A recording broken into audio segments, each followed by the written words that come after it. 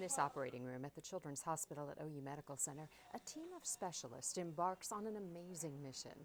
Their goal is to pinpoint the exact cause of 11-year-old Hermione Laurett's epileptic seizures, seizures that have been severe, impacting speech and learning, seizures that have not responded to traditional medical therapies. A seizure comes from abnormal electricity in the brain. For some people, it starts in one small area and it tends to stay there. The quest for answers in Hermione's case actually began with a session like this one in the Pediatric Epilepsy Monitoring Unit at Children's.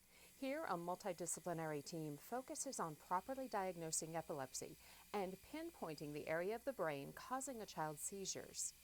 Each child is monitored by video, while a team simultaneously records electrical activity in the brain. When we recorded Hermione's seizures, we were able to identify that they were coming from one area on the left side of her brain, but we couldn't tell exactly where they were coming from. So the quest for answers moved deeper.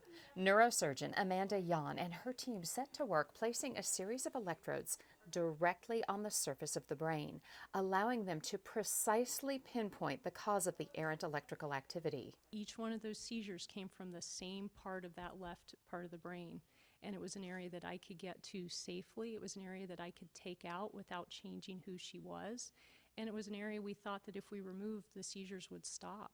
In a second surgery, a tiny portion of Hermione's brain, about 2 centimeters in size, was removed. She hasn't had a seizure since, and her parents say the transformation has been amazing. Hermione's speech, her ability to learn, all improved virtually overnight.